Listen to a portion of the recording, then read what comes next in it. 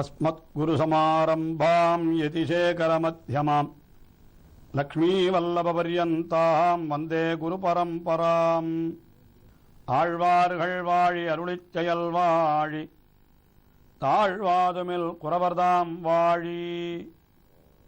ஏழ்வாறுமுய்ய அவர்களுரைத்தவைகள்தாம் வாழி செய்யமறை தன்னுடனே சேர்ந்து. தொண்டரடிப்புடியாழ்வார் திருமாலை என்கிற திவ்ய பிரபந்தத்திலே முதலிலே பல பாசுரங்களாலே எம்பெருமானுடைய திருநாம வைபவத்தை சொன்னார். அதற்கு பிறகு பல பல பாசுரங்களிலே எம்பெருமானை பலவாறு அனுபவித்தவர். திவ்ய பிரபந்தத்தினுடைய கடைசியிலே அடியவர்களுடைய பெருமையை சொல்லி இந்த திவ்ய பிரபந்தத்தை தலை கட்டுகிறார். அதிலும் அடியவர்கள் என்றால் அவர்கள் எப்படிப்பட்டவர்கள் என்றால், எல்லா பொறுப்புகளையும் எம்பெருமானிடத்திலேயே ஒப்படைத்துவிட்டு துவமேவ உபாய பூதோ மே பவா என்று சாஸ்திரங்களிலே சொல்லப்பட்டபடி நீயே எனக்கு உபாயமாயிருந்து என்னை காப்பாயாக என்று அவனுடைய திருவடிகளிலே தங்களை முழுமையாக ஒப்படைத்துக் கொண்டு விட்டு அதற்கு பிறகு தங்களுடைய ரட்சணத்திற்காக, அதாவது தங்களை காத்துக் கொள்வதற்காக தாங்கள் எதுவும் செய்யாதவர்களாய் இருக்கிறவர்கள் அவர்கள்தான் மிக உயர்ந்த அடியவர்கள். அப்படிப்பட்டவர்களிடத்திலே தான் எம்பெருமானுக்கு மிகவும் அன்பு உண்டாகிறது என்று இப்படி அருளிச் செய்து கொண்டு வந்தவர். அந்த அடியவர் என்னால் அவர் எப்படி இருப்பார் என்பதை 38வது பாசுரத்திலே தெரிவிக்கிற பொழுது மேம்பொருள் போகவிட்டு மெய்மையை மிக உணர்ந்து என்றெல்லாம் தெரிவித்தவர். அப்படிப்பட்டவர்கள் உயர்ந்த குலத்திலே பிறந்திருக்க வேண்டும் என்கிற நிர்பந்தமும் இல்லை. உயர்ந்த குலத்திலே பிறந்திருந்தும் அவர்களுக்கு தொண்டு செய்ய வேண்டும் என்ற எண்ணம் இல்லை என்றால் அவர்களை காட்டிலும் எம்பெருமான் யாரை மிகவும் உகக்கிறான் என்றால், தாழ்ந்த குலத்திலே பிறந்தும் எம்பெருமானுக்கு தொண்டர்களாய் இருக்கிறார்களே அவர்களைத்தான் எம்பெருமான் உகக்கிறான் என்று தெரிவித்தார். அதற்கு மேலே மிகவும் தாழ்ந்த செயல்களையே செய்தவனாயிருந்தாலும் கூட அவனிடத்திலேயும் எம்பெருமான் அருள் செய்கிறான், அவனையும் தன்னுடைய பக்தனாக ஏற்றுக்கொள்ளுகிறான். அதாவது 40வது பாசுரத்திலே 39வது பாசுரத்திலே தாழ்ந்த குலத்திலே பிறந்தவர்களையும் எம்பெருமான் உகக்கிறான் என்று தெரிவித்தவர். அந்த 40வது பாசுரத்திலே அப்படி தாழ்ந்த குலத்திலே பிறந்தவன் தாழ்ந்த செயல்களை செய்தவனாயிருந்த பொழுதிலும் தன்னிடத்திலே பக்தி உடையவனாயிருந்தால் அவனை எம்பெருமான் மிக உயர்ந்தவனாக நினைக்கிறான் என்று தெரிவிக்கிறார். திருமருமார்வனின்னை சிந்தையுள் திகழ வைத்து மருவிய மனத்தராகில் மாநிலத்துயிர்களெல்லாம் கொண்டு தொட்டிட்டு ஈட்டிய வினயலேல அறிவினை பயனதுயார் அரங்கமான கருடானே. மிகவும் தாழ்ந்த செயல்களை செய்பவர்கள் யார் என்றால் அவர்களை சொல்லுகிறார், அதை பின்னடிகளிலே தெரிவிக்கிறார். அதாவது இந்த உலகத்திலே மாநிலத்து உயிர்களெல்லாம் வெறுவுரா என்றால் இந்த உலகத்திலே இருக்கிற உயிர்கள் அத்தனை பேரும் பயப்படும்படியாக கொன்று சுட்டு ஈட்டிய வினை என்று உலகத்திலே இருப்பவர்களை இவர்களை கண்டாலே நடுங்குவார்களாம். அப்படி மிகவும் கொடுந்தொழில் புரிபவர்களாக யாரோ சில பேர் இருக்கிறார்களாம். மாநிலத்திலே இருக்கக்கூடிய உயிர்கள் எல்லாம் என்று சொன்னபடியினாலே இன்னாரினையார் என்கிற வேறுபாடு இல்லை. உலகத்திலே இருக்கிற எல்லா உயிரும் இவனை கண்டால் நடுங்குகிறது என்று சொல்லக்கூடிய ஒரு கொடியவன். அவனை சொல்லுகிறார் வெறுவுற கொன்று, வெறுவுரா என்றால் அச்சம் ஏற்படும்படியாக அவர்களை கொன்று சுட்டு ஈட்டிய வினை என்னால் அதனாலே சம்பாதித்த பாபம். அப்படி இவர்கள் பெரிய பாபத்தை சேமித்து வைத்திருக்கிறார்கள். ஈட்டிய வினையரேலும் அப்படி இருந்தாலும் கூட எம்பெருமானே அந்த பாப்பிகள் திருமரு மார்ப நின்னை சிந்தையுள் திகழ வைத்து, திருவோடும் மறுவோடும் கூடிய மார்பை உடையவனாம் எம்பெருமான். அதாவது அவனுடைய மார்பிலே திரு என்கிற பெரிய பிராட்டியார் எழுந்தொழி இருக்கிறாள். அங்கே பக்கத்திலேயே அவனுக்கு ஒரு மச்சம் இருக்கிறது. அந்த மச்சத்திற்குத்தான் மறு என்று பெயர், ஸ்ரீவத்சம் என்று அந்த மச்சத்திற்கு பெயர். இப்படி ஸ்ரீவத்சம் என்கிற மச்சத்தையும் பெரிய பிராட்டியாரையும் அலங்காரமாக உடைய திருமார்பை உடைய எம்பெருமானே திருமரு மார்ப நின்னை சிந்தையுள் திகழ வைத்து, உன்னை தங்களுடைய நெஞ்சிலே அப்படி திகழ வைத்து மருவிய மனத்தர், மருவிய மனத்தர்னால் அப்படி உன்னை தங்களுடைய சிந்தையிலே வைப்பதும் கூட வேறொரு பலனை பெறுவதற்காக அல்ல, உன்னை சிந்திப்பதே தங்களுக்கு பேரு என்று நினைக்கிறார்களே அவர்கள்தான் மருவிய மனத்தர் என்று. அப்படிப்பட்ட மருவிய மனத்தராக அவர்கள் இருப்பார்கள். ஆனால் அதாவது அவர்கள் யார் என்றால் மருவிய மனத்தர் என்றால் எம்பெருமானை சிந்தையுள்ளே வைத்திருக்கிறார்கள்.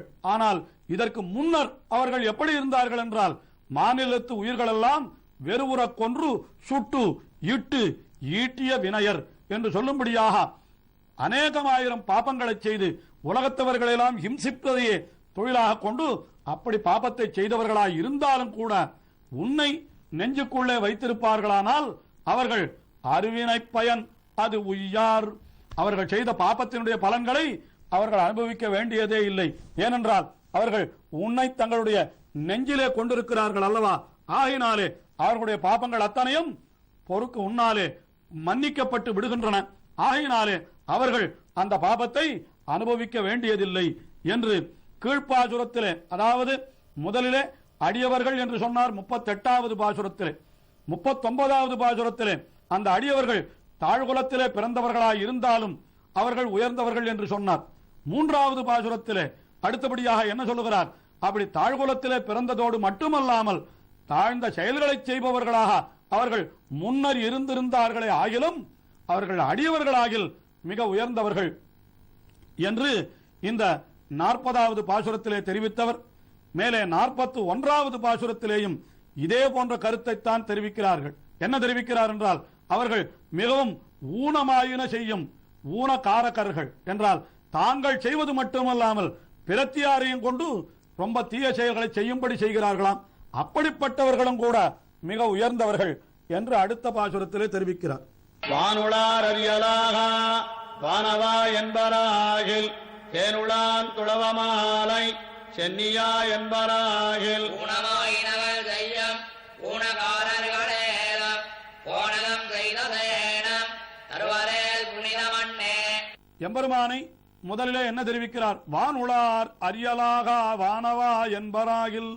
அந்த அடியவர்கள் எம்பெருமானை இப்படி ஸ்தோத்திரம் செய்வார்களாம். என்னவென்று ஸ்தோத்திரம்? அதாவது கீழ்ப்பாசுரத்திலே சொல்லப்பட்டபடி மிகவும் தாழ்ந்த குலத்திலே பிறந்தவர்களாய் தாழ்ந்த செயல்களை செய்பவர்களாய் இருந்தாலும் கூட, அதாவது செய்தவர்களாய் இருந்தாலும் கூட அந்த எம்பெருமானை உணர்ந்து கொண்டு வானுளார் அறியலாக வானவா என்றால், அதாவது பிரம்மா முதலான தேவர்களாலும் கூட அவனை உள்ளபடி அறிய முடியாது என்று வானுளாராலேயும் அறிய முடியாத வானவா என்று அவனை போற்ற வேண்டுமாம். அடுத்தபடி தேனுலான் துளபமாலை சென்னியா என்பராகில். நல்ல தேன் பெருகுகின்ற துளப மாலை திருத்துழாய் மாலையை அடிந்த சென்னியா முடியை உடையவனே என்று அவர்கள் ஸ்தோத்திரம் செய்வார்களாகில் என்கிறார். இத்தாலே என்ன காட்டப்பட்டது? அந்த வானுளார் அறியலாக வானவா என்று சொன்னதனாலே எம்பெருமானே உபாயம் என்று அறிந்திருக்கிறார்கள் என்பது பெறப்படுகிறதாம். தேனுளான் துளபமாலை சென்னியா என்றால் அதனாலே எம்பெருமானே அனுபவிக்க வேண்டிய வஸ்து உபேயம் என்று தெரிவிக்கப்படுகிறதாம். இப்படி எம்பெருமானே உபாயம் எம்பெருமானே உபேயம், அதாவது எம்பெருமானுடைய அருளை கொண்டுதான் அவனை நாம் அடைய வேண்டும் என்பதை தெரிந்து கொள்ள வேண்டும். அடைவது அவனுடைய அருளாலே, அப்படி அடையப்படுவது அவனையே என்று இது ரெண்டிலுமே நமக்கு சந்தேகமே இருக்கக்கூடாதாம். அதைத்தான் இந்த இடத்திலே வானுளார் அறியலாக வானவா தேனுளான் துளபமாலை சென்னியா என்பராகில். இப்படி சொல்லுபவர்கள் யார் என்றால் ஊனமாயினகள் செய்யும் மிகவும் ஊனமான காரியங்கள் என்றால் மிகவும் தீய செயல்கள், மிகவும் தாழ்ந்த செயல்கள். அதுக்கு மேல ஊனமாயினங்கள் செய்யும் என்று சொன்னத்தோடு மட்டுமல்லாமல் ஊன காரகர்களேலும், காரகர் என்னால் தாங்கள் செய்வதோடு மட்டுமல்லாமல் பிறரையும் அப்படி செய்யும்படி தூண்டுபவர்கள் என்றார். ஆனால் இதெல்லாம் எம்பெருமானை பற்றி அவர்கள் அறிந்து கொள்வதற்கு அவர்களுக்கு முன்பிருந்த நிலை என்பதை நாம் கொள்ள வேண்டும், கருத்திலே கொள்ள வேண்டும். அதாவது ஏற்கனவே இப்படியெல்லாம் செய்திருக்கிறார்கள். ஆனால் எம்பெருமானை உள்ளபடி தெரிந்து கொண்ட பிற்பாடு அவர்கள் ஊனமான காரியத்தை செய்ய மாட்டார்கள், பிறரையும் அப்படி செய்விக்கும்படி அவர்கள் செய்ய மாட்டார்கள்.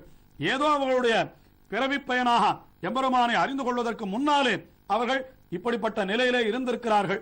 ஆனால் அதை உணர்ந்து திருந்தி அவர்கள் எம்பெருமானே உபாயம் எம்பெருமானே உபேயம் என்று அறிந்து கொண்டு விட்டார்களானால் வானவா என்பராகில் சென்னியா என்பராகில் என்று சொல்லப்பட்டபடி தெரிந்து கொண்டு விட்டால் அவர்கள் போனகம் செய்த சேடம், அவர்கள் உண்டு மிகுந்து கொடுக்கிற பிரசதமும் கூட நமக்கு மிகவும் புனிதமானது என்கிறார். எவ்வளவு தாழ்ந்தவர்களாயிருந்தாலும், எவ்வளவு தாழ்ந்த குலத்திலே பிறந்தவர்களாயிருந்தாலும், எவ்வளவு தாழ்ந்த குலத்திலே பிறந்ததோடு மட்டுமல்லாமல் எவ்வளவு தாழ்ந்த செயல்களை செய்பவர்களாயிருந்தாலும் அவர்கள் உண்டு மிகுந்த அந்த உணவும் கூட மற்றவர்களுக்கு பிரசாதமாக அமைகிறது என்று இப்படி போனகம் செய்த சேஷம் என்கிறார். அதாவது போனகம் என்றால் அவர்கள் உண்டது, அதுக்கு பிறகு சேஷம் என்றால் அதிலே மிகுதியாக இருப்பது. அவர்கள் உண்டு மிகுந்த எச்சிலையே கொடுக்கிறார்கள் என்றும் சொல்லலாம், அல்லது அவர்கள் உண்டு மிகுந்த பாத்திரத்தில் இருக்கக்கூடிய பிரசாதத்தை என்றும் கூட சில பேர் பொருள் சொல்லுகிறார்கள். எப்படி இருந்தாலும் அவர்களுடைய பிரசாதமாக அவர்கள் உண்ட பிற்பாடு கொடுத்தாலும் கூட அது மிக மிக உயர்ந்தது என்று போனகம் செய்த சேடம் அவர்கள் தருவரேல் அது மிக புனிதமானது என்று தெரிவிக்கின்றார். பகவத்கீதையிலே கண்ணன் அபிச்சேத் சுதுராச்சாரோ பஜதே மாம் அனன்யபாக் சாதுரேவ சஹ மந்தவ்யா சம்யக் வியவசித்தோ ஹி சஹ என்று இப்படி அடியவர்களை அவனே கொண்டாடி இருக்கிறான். அவன் சுதுராச்சாரம் உடையவனாயிருந்தாலும் என்னை மனத்திலே நினைப்பவனாயிருந்தால் அவன் சிறந்த பக்தன் என்று கொள்ள வேண்டும் என்று கீதையிலே அவன் அருளி செய்த அதே அர்த்தத்தை தான் இங்கே தொண்டனைப்புடியாழ்வாரும் ஊனமாயினகள் செய்யும் ஊன காரகர்களிலும் அவர்கள் மிகவும் உயர்ந்தவர்கள், அவர்கள் உண்டு மிகுந்த உணவும் கூட மற்றவர்களுக்கு பிரசாதமாய் அவர்களையும் புனிதப்படுத்துகிறது என்று இந்த பாசுரத்திலே தெரிவிக்கிறார். இன்னும் பாகவதர்களுடைய பெருமையை தொண்டனைப்புடியாழ்வார் அருளி செய்கிற பாசுரம் உண்டு, தொடர்ந்து அனுபவிப்போம்.